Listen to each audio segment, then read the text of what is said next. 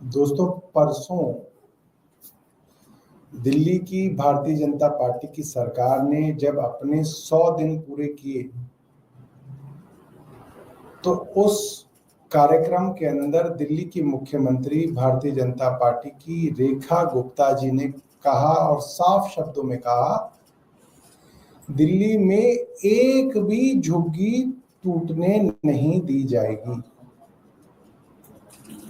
ये बात उन्होंने 31 मई को कही और 1 जून को यानी कि कल हम सब ने देखा किस तरीके से सुबह 6 बजे बारापुला स्थित मद्रासी कैंप के अंदर दर्जनों बुलडोजरों ने पूरी की पूरी 800 झुग्गियां तबाह कर दी, लोगों को बेघर कर दिया। ये वही कैंप है जिसके विषय में मैंने पहले भी बताया था आपको, कैसे भारतीय जनता पार्टी ने और उसके चुनाव के प्रत्याशी ने वहां पे हर घर में जहां झुग्गी वहां मकान का कार्ड बांटा।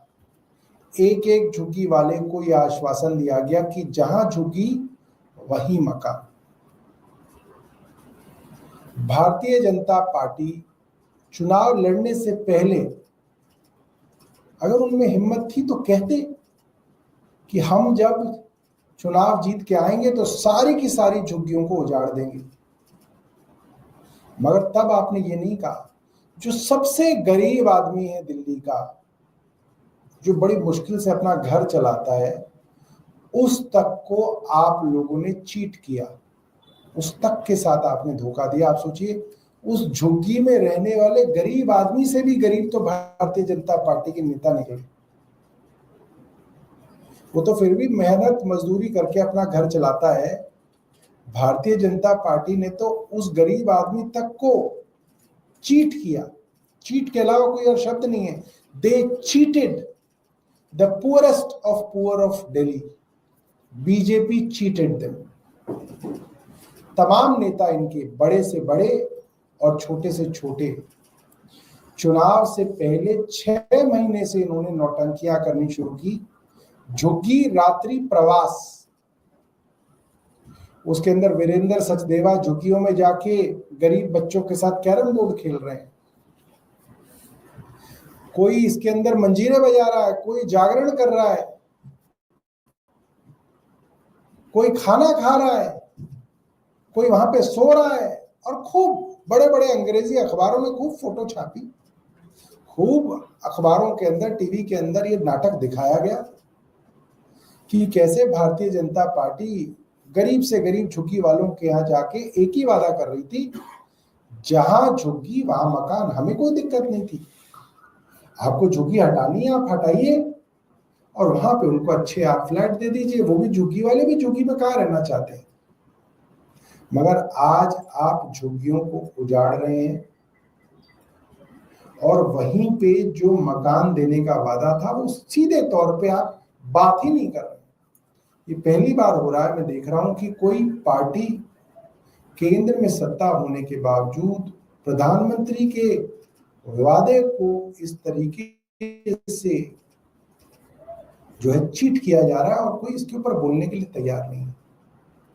कल मद्रासी कैंप के अंदर ये किया गया और आज जब हम बात कर रहे हैं तो ये वजीरपुर इंडस्ट्रियल एरिया के अंदर भी सैकड़ों झुग्गियों को तबाह करने के लिए सुबह से बुलडोजर वहां पे लगे हुए हैं। ये साफ है कि भारतीय जनता पार्टी दिल्ली के अंदर गरीब के सर पे ना तो छत रहने देंगे, ना उसको रोजी रोटी कमाने देंगे। ये बहुत गंभीर बात है। हिंदुस्तान में मैंने पहले देखा नहीं ऐसा कि इतनी क्रूरता से कोई सरकार काम कर रही हो और इसके ऊपर मीडिया में शोर ना मच रहा हो। क्या मजबूरी है मीडिया की, मैं नहीं जानता, मगर मैं इस प्रेस वार्ता के माध्यम से तमाम मीडिया चैनल्स को ये कहना चाहता हूं कि आपकी जिम्मेवारी बनती है, उन गरीब लोगों के प्रति आपकी जिम्मेदारी बनती है जिनके घर उजाड़े जा रहे हैं। और मैं YouTube चैनल्स को भी, बड़े बड़े YouTube चैनल्स हैं, उनके नाम नहीं लेना चाहता वरना किसी का लिया जाएगा किसी का नहीं लिया जाएगा, मैं तमाम बड़े बड़े YouTube चैनल्स को भी हाथ जोड़ के निवेदन करूंगा कि आप जाइए और लोगों की क्या स्थिति है, लोगों के साथ क्या हो रहा है, इसको आप अपने YouTube चैनल्स पे दिखाइए। मैं जानता हूं कई YouTube चैनल हैं जिनके 1-1 करोड़ सब्सक्राइबर हैं, 80-80 लाख सब्सक्राइबर हैं। वो लोग कम से कम जो है इन लोगों की व्यथा को दिखाएं ताकि लोगों को पता चले, पूरे देश में पता चले कि भारतीय जनता पार्टी गरीबों का क्या हाल कर रही है दिल्ली के अंदर। ये बात पता चलनी चाहिए, क्योंकि सरकार को ऐसा लगता है कि हम गरीबों को उजाड़ के खत्म कर देंगे और किसी को कानों कान खबर नहीं मिलेगी और ये चलता रहेगा, तो ऐसे चलेगा नहीं।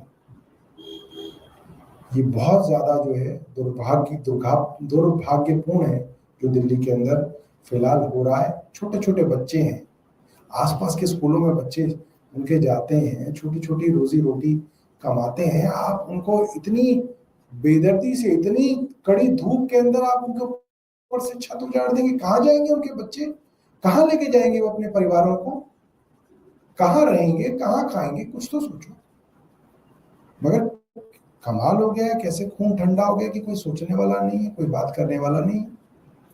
बहुत बहुत धन्यवाद। आप में से कोई प्रश्न करना चाहते हो तो आप प्रश्न कर सकते हैं। Thank you.